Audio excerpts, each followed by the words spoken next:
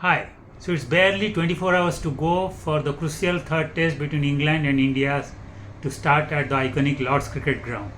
It's a crucial test because the series after two tests stands at one test each for both the teams. The honors have been shared. So now it is turning out to be a best of three test series now.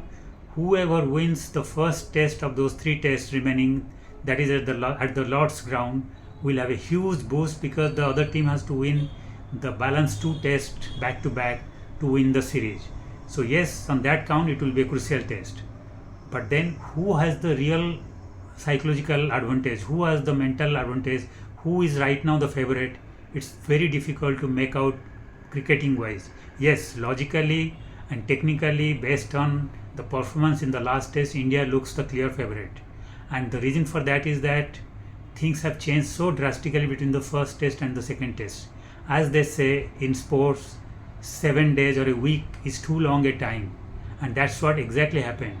After the first test, it looked India had all the thinking to make, India had all the worries to address to, India was having all the problems at its plate, whereas England looked with a confident side with least amount of problems, with everything has been falling in place, and they were looking more stable, more calm and composed, and really following a template which was supposed to give them more and more success, especially with India's troubles mounting.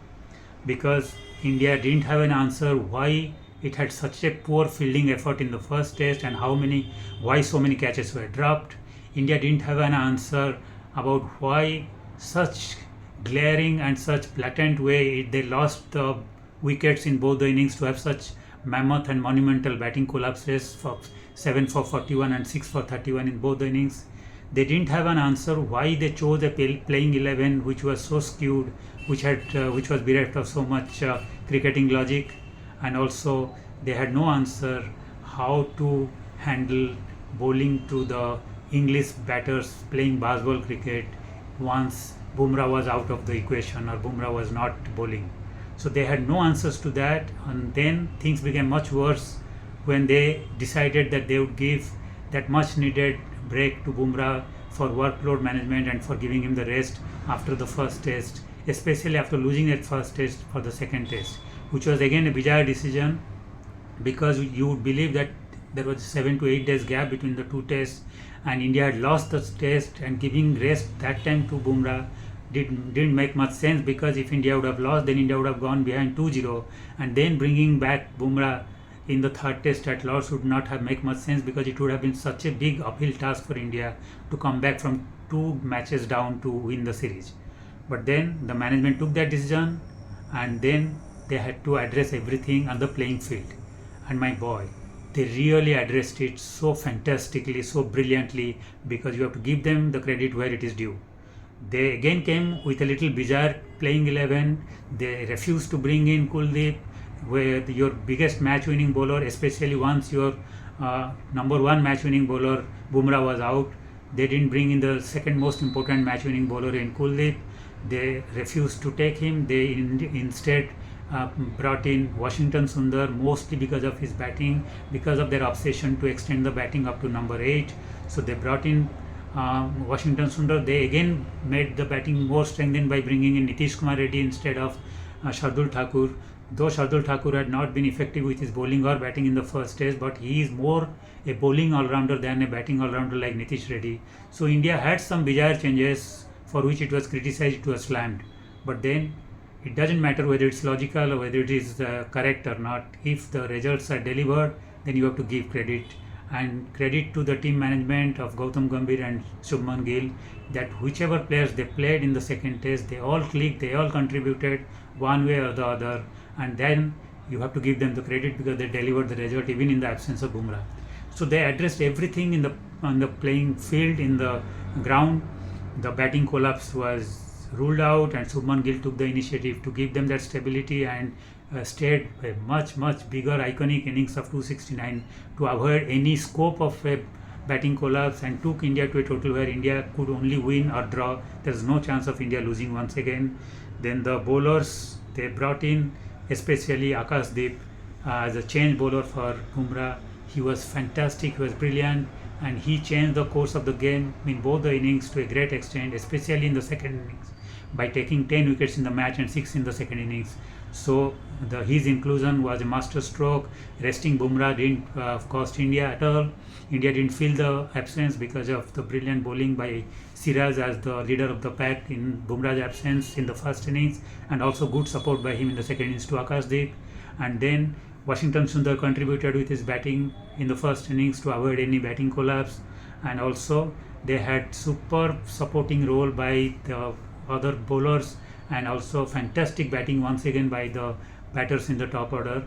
So there was no flaw visible, there was no glaring holes visible, and India took care of all the problems from the first test in the second test, and once again they showed that 7 days is indeed a big gap in a sporting event, or especially between two tests. So within those 7 days they addressed all the issues, and they came out as convincing and really fantastic winners in the second test. And all of a sudden, once the second test got over, everything looked different, everything changed.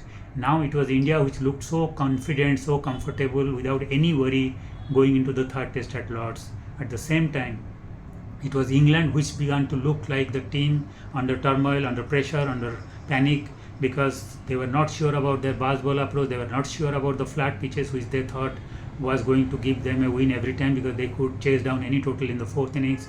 They all of a sudden realized that Indian seam attack was better than theirs, and they were more incisive in both the innings and took out their front order like anything to reduce them to 84 for 5 in the first innings. And again, a lot of wickets were taken in the second innings also in the first spell of the frontline bowlers. So again, there was a lot of trouble for their batters, and the batting started looking vulnerable. The bowling was less incisive than India, and then their captainship, their fast ball approach was also in trouble. So now, going into the third test, it's England which has all the thinking, all the recalibration to do. It is time for them to go back to the drawing board to think what kind of approach, what kind of strategy they should follow for Lords in order to stem the rot and in order to again establish their supremacy over India. The positive thing for England is that at the Lords, England has a fabulous record against India. Their record at Lords is 12 wins, only 3 losses and 4 draws. That means their win-loss ratio is 4:1 against India, and they would be well aware of it, and India would be well aware of it. But then what blunts these statistics or negates these statistics is that memorable win India had the last time they played at Lords in 2021, where Virat Kohli had that famous line to his team that let's give England 60 overs of hell with our bowling, and that's what they did.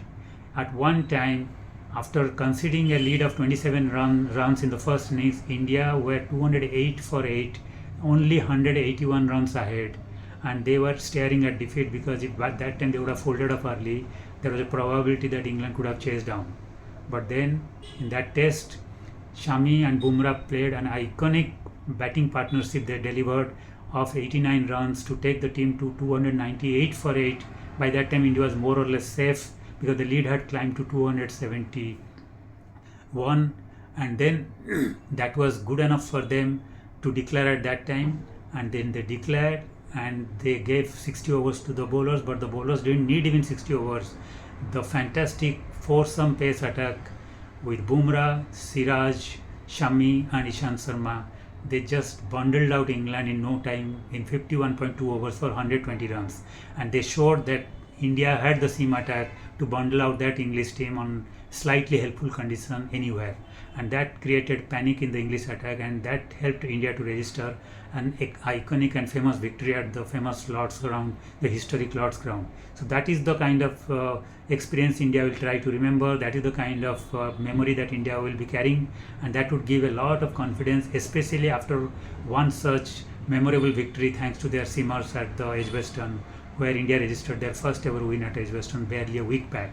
So now it's England which would be little apprehensive going with that kind of pitch, because the reports that are coming in saying is that yes, it is no longer going to be a flat pitch, because England has realized that the flat pitch that they gave at Edgbaston turned out to be a India kind of pitch, an Indian kind of pitch, which helped India, because in the fourth innings it was difficult for English batters, and Indian bowlers knew how to bowl on those pitches, and they were getting much more assistance. So now there is reports coming in that they may go back to the old template and they would give a green top at the Lord's Cricket Ground, which is famous for its seam movement, especially with the downward slope there assisting the in-swinging balls. And then they would give that kind of a pitch where opening sessions would be very tricky every day, and also it would help the seamers. And they would now bank that their newly formed bowling attack, which they would be unleashing after giving rest to some of the bowlers after the first two tests of workload, they will come good, and they will be able to make inroads into the Indian front line batters who have been so formidable in the first two tests. And hopefully they will skittle out India so cheaply that even if Indian bowlers led by Bumrah create problems for their batters, England can still outscore India on those helpful pitches for the seam bowlers. Now, from England point of view, that is one strategy they will do, even though 2021 memory wouldn't be soothing for them, but their overall statistics and records are so formidably in favor of them, so they're so much overwhelmingly in favor of England that they would bank on that. Plus they would also remember the 2018 series where they bundled out India for 130 and 107 in both the innings, and that time Anderson with 8 wickets and Broad with 5 wickets. Those kind of bowlers were there and they could utilize, and they created havoc in Indian batting with even Virat Kohli there. So they would have that confidence that yes, with a newly constituted bowling attack, they can do the same damage to Indian batters, because Indian batting on the seaming condition may fumble without the experience they have. For that, England is going to make some changes in the bowling attack. That is already well known, because they can't continue with their bowling attack, which has been looking listless, uninspired, and also tired by being repeated in the first two tests. So the most expected change would be to bring in Jofra Archer, their biggest match winner in current scenario, in place of Braden Carse, who has also been nursing an injury. So that is one change which looks more or less logical. But there are also talks going on about whether to rest Tong and bring in Gus Atkinson, their number one bowler in the absence of Archer and Wood, but who has been sadly injured after the Zimbabwe test because of a hamstring pull, and he has been out of the squad and out of the English test team for the first two tests against India. Now they can bring in Atkinson because he's supposed to be fit, and then Archer, but there is a challenge there, there is a trick there, there is a danger there, because bringing in two players who are coming back after massive injuries and dangerous injuries and risky injuries, where one Archer is coming back after 4 years, and the other place where Atkinson is coming back from a very tricky and very risky hamstring injury, can be a big risk factor for England, because either one or two, if both of them or one of them breaks down after bowling a few overs or few deliveries, then they can't replace him in the middle of the test, and then their bowling squad will be completely depleted, and then that would be like almost offering the match in a platter to India, and they can't afford that. So that would be a tricky question. That would be a call they have to make by today evening if they want to announce their squad today evening, or by tomorrow morning if they want to announce it tomorrow morning. But then all the thinking, all the discussion, all the debates will have to be done in the England camp much more than Indian camp. It would be just like how India faced those predicaments before the second test. This time England has to make that call. But my personal guesswork is that they will definitely unleash Archer. They may just hold back Atkinson for one more test, and they try to then stick to Woakes and Tong maybe for the time being at Lords, and hope they will deliver, because taking risk with two returning bowlers after long injuries and tricky injuries can be a dicey thing. Now overall record, if you see between England and India, they have played 138 tests between them. England has won 52 tests, they have lost 36 tests, and 50 tests have ended in draws. Now draw looks more or less ruled out in current scenario in modern day cricket. So it will be interesting to see whether England can extend their win to 53rd win at Lords at the iconic ground, or India can narrow the gap by winning their 37 tests. And let's not forget that in spite of the gap of 16 tests between win and loss for England, the fact remains is that India has won 4 out of the last 5 tests they have played against England. But then those statistics won't matter tomorrow once the two teams get to the field and the toss is made. Then it will all come down to the two playing 11s, how they fare against each other, who comes out on top, and we'll find out the answer once the match starts tomorrow. Till then, let's wait and let's enjoy the suspense and the anxiety and the palpitation that is typical of a test match before it starts. Thank you.